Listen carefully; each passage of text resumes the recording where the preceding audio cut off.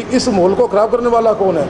इस माहौल को खराब करने वाला तो यहाँ का विधायक है गोपाल कांडा, जिसने शुरुआत करी है पैसे बांटने की। गोपाल कांडा इलेक्शन लड़ने लगा है तब से ये क्षेत्र सेंसिटिव होता आ रहा है। आप देख लीजिए, पदम जैन लड़े थे तब भी झगड़ा हुआ था, मक्खला लड़े थे, ये थेड़ पे बहुत बड़ा झगड़ा हुआ था। तो ये जब भी ये इलेक्शन लड़ रहे हैं तब ये गलत काम हो रहा है। क्या आप क्लास 10th का एग्जाम दे चुके हैं और क्लास 11th में साइंस के अच्छे विकल्प को खोज रहे हैं?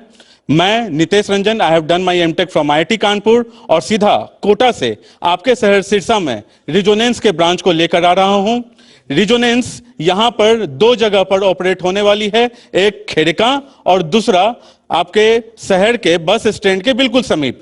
यहां हमारे टॉप फैकल्टीज जो पूरे ऑल ओवर इंडिया से अच्छे एक्सपीरियंसेस लेकर आ रहे हैं। 1 अप्रैल से जो हमारी बैच शुरू होने जा रही है, आखिर ये बैच में इनरोल कैसे करवाएंगे, नीचे दिए गए नंबर पे आप संपर्क करें। सारा एपिसोड हुआ कैसे?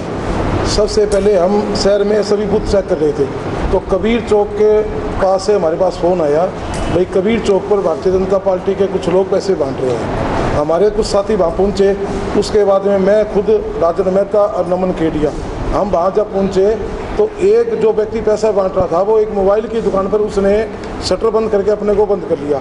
2-3 लोग जो और जिनके हाथ में पैसों के थैले थे वो मंडी में किसी दुकान पर छुप गए। हमने उसी टाइम SDM को फ़ोन किया, SDM ने वहाँ पुलिस फोर्स भेजी, परंतु प्रशासन जो यहाँ का सिटी SHO आया उसने उन लोगों को भगाने का मौका दे दिया। जबकि हमने कहा भी एक आदमी इस दुकान में छुपा हुआ है, उन्होंने वो दुकान नहीं खोली, उसने दुकान से अंदर से बंद कर ली। वहीं से हमारे पास ये फ़ोन आया कि जैन स्कूल का जो पोलिंग स्टेशन है वहाँ BLO की सीट, हर पोलिंग स्टेशन पर BLO बैठे थे। पोलिंग स्टेशन के अंदर जहाँ जो BLO की सीट है वहाँ भारतीय जनता पार्टी के कार्यकर्ता बैठे हैं, BLO नहीं है। उसी टाइम हम वहाँ से होते हुए बाज़ारों में से होते हुए नौरिया बाज़ार पहुँचे। नौरिया बाज़ार में गए तो वहाँ BLO की सीट पर गंगाराम कपड़े वाला, एक देवेंद्र सोनी, एक दीनदयाल कंदोई एडवोकेट, वहाँ 3 वो लोग वो उस सीट पर बैठे थे। हमने जाके कहा भी ये सरकारी सीट है, आप यहाँ कैसे बैठे हो?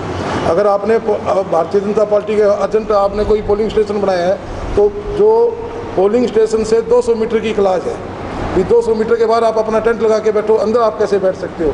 इस बात पर उन्होंने वहाँ बहस भी हुई। पुलिस वालों ने उन तीनों को वहाँ से बाहर निकाला। उसके बाद में हम वहाँ से चले गए। फिर हमारे पास फ़ोन आया कि जो हमारा पोलिंग एजेंट है क्लास, उसको कुछ लोगों ने बाहर बंधक बना लिया। बाहर 150 लोग इकट्ठे होके वहाँ कहते हैं भी जैसे ये बाहर निकलेगा उसके साथ हम दुर्घटना मारपीट करेंगे। हमारे पास ये फ़ोन आया, हम खुद जाने की बजाय हमने वहाँ SHO को फ़ोन किया। दिनकर यादव जो सिटी SHO है वो वहाँ पुलिस फोर्स लेकर जैन स्कूल में पहुँचा, परंतु उसने कोई कार्रवाई नहीं करी। आधे घंटे बाद हमारे पास फिर फ़ोन आता है कि वो मेरे को गेट से बाहर नहीं निकले दे रहे। जब हम सभी साथी वहाँ पहुँचे तो वहाँ अशोक तंवर जी जो भारतीय जनता पार्टी के उम्मीदवार है, उनकी धर्मपत्नी अविंतिका तंवर भी अपने कुछ साथियों के साथ आए हुए थे। जैसे हम वहाँ पहुँचे तो उन लोगों ने हमारे साथ बदतमीजियाँ शुरू कर दी। हमने कहा भी आपके साथ तो हमारा कोई झगड़ा ही नहीं है, हमारा एजेंट है, पुलिस बैठी है, पुलिस कार्रवाई करे और इसको एजेंट को सुरक्षित तो बाहर निकाले, हम तो झगड़ा करना नहीं चाह रहे। उसके बाद में SHO वहाँ से SHO ने कोई कार्रवाई करने की बजाय, आप CCTV में देख लेना, SHO वहाँ से गाड़ी लेकर चला जाता है। जैसे वो वहाँ से जाता है उन लोगों ने पथराव और गाली गलौज हमारे साथ मारपीट शुरू कर दी। पहले नमन को पकड़ा, नमन को छुटवाया तो उन्होंने हमारी गाड़ी के ईंट पत्थर मारे। ये घटना है। उसके बाद में भगत सिंह चौक पर फिर पूछ के फिर झगड़ा हुआ। फिर नवीन KDA के ऑफिस में जाके SP और पुलिस प्रशासन की मौजूदगी में ऑन रिकॉर्ड है वहाँ पत्थरबाजी की गई, शीशे तोड़े गए। तो हम तो ये चाहते हैं भी इस घटना के पीछे अकेला कोई अशोक तंवर का परिवार या कार्यकर्ता नहीं था। इस घटना के पीछे पैसे बांटने वाला कौन था? जो सिरसा में शांतिपूर्ण चुनाव हो रहा था उसका माहौल खराब करने वाला कौन व्यक्ति था? वो व्यक्ति स्थानीय विधायक गोपाल कांडा और उसका भाई था। उन लोगों ने पहले भी शहर का माहौल ख़राब किया, लोगों को शराब और पैसे के नाम पर खरीद कर सिरसा का माहौल ख़राब किया। वो लोग यहाँ पैसे बांट रहे थे। शहर से हमारे पास 20 जगह से शिकायतें आई भाई वो लोग यहाँ पैसे बांट रहे हैं। गोविंद कांडा खुद भी गाड़ियों में फिर रहा था, हमें मिला नहीं, हमने उसका भी देखने की कोशिश की परंतु वो हमें कहीं नज़र नहीं आया। उसके लोग कबीर चौक, रानिया बाज़ार, इंद्रपुरी मोहल्ला, सिंगी काट मोहल्ला में भादरा पार्क, जीवन सिंह पार्क, वहाँ से हम उन लोगों को मौके पर पकड़ा परंतु प्रशासन ने कोई कार्रवाई नहीं करी और वो लोग वहाँ से भाग गए। जैसे हम पहुँचे वो अपने पैसों का थैला था, गाड़ियों में थी, वो लोग वहाँ से भाग गए। तो मैं तो कहता हूँ भी सारी SIT बनाई है तो SIT इस चीज़ की भी जांच करे भी इस माहौल को ख़राब करने वाला कौन है।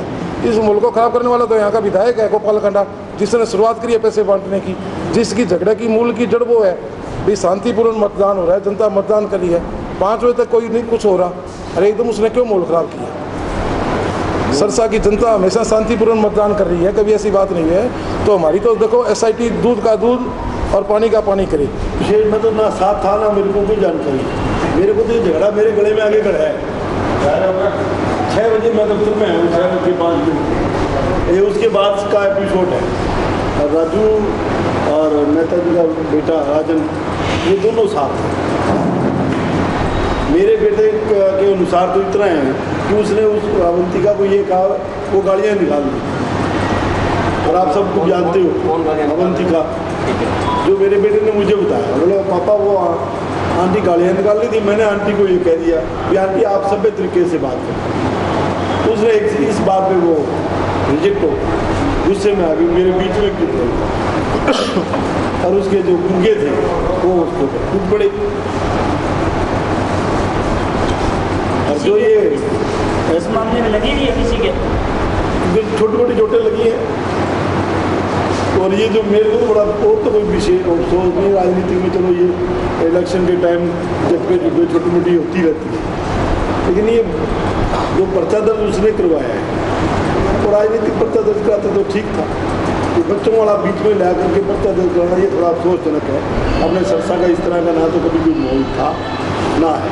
बेटियाँ, हम तो कॉलेज में पढ़ते थे तो हमारा जो एंट्री ग्रुप हुआ था उसकी बहनें भी हमारे पास बैठी रहती थी।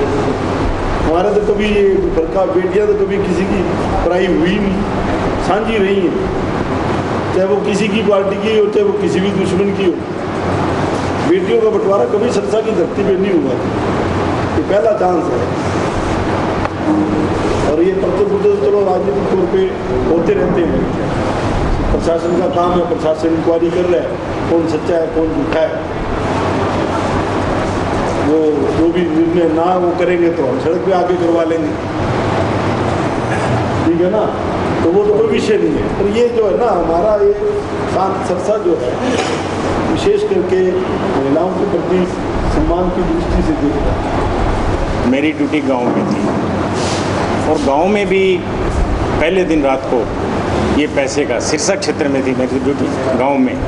जैसा कि पहले भी इलेक्शनों में होता है, यहाँ के स्थानीय विधायक उसके भाई करते हैं, हम ओपनली बिल्कुल ये इल्ज़ाम लगाते हैं। उन्होंने पहली रात ये शराब और पैसे का ये बांटी गई है। तो प्रशासन से हम ये मांग करते हैं, क्योंकि ये तो लोकसभा क्षेत्र बहुत बड़ा था, अब चंद दिनों बाद ही विधानसभा के इलेक्शन होने जा रहे हैं। तो सिरसा क्षेत्र ये जब से विधायक ये गोपालकांडा इलेक्शन लड़ने लगा है तब से ये क्षेत्र सेंसिटिव होता आ रहा है। आप देख लीजिए, पदम जैन लड़े थे तब भी झगड़ा हुआ था, मक्खला लड़े थे, ये थेड़ पे बहुत बड़ा झगड़ा हुआ था। तो ये जब भी ये इलेक्शन लड़ रहे हैं तब ये गलत काम हो रहा है। तो हम प्रशासन से मांग करते हैं कि इस पूरे घटनाक्रम की ईमानदारी से जांच की जाए। अभी जो एक साथी ने पूछा था भी क्या आप कब तक एक्शन चाहते हैं, तो हम प्रशासन से सहयोग करना चाह रहे हैं, क्योंकि हम लोगों ने भी अभी एजेंट बनाने काउंटिंग के लिए सभी ने इन्वॉल्व होना, हम सब लोगों ने। तो प्रशासन भी वहाँ पे क्योंकि रखवाली कर रहा है EVM की, तो सभी ने अपने आपस में मिलकर ये सहमति जताई कि हमें 4 तारीख तक इंतज़ार करना चाहिए और प्रशासन को सहयोग देना चाहिए। मैं तो दोबारा फिर ये मांग करूँगा इस घटनाक्रम की और पैसे की और दारू की बात की जो भी हुआ है उसकी इंक्वायरी की जाए और दोषियों को दंड दिया जाए, क्योंकि भविष्य में ये बहुत ही सेंसिटिव इलेक्शन होने जा रहे हैं, जो आगे अब 2 महीने में भी हो सकते हैं, 2 में भी हो सकते हैं, 4 महीने में तो ड्यू है ही है जी।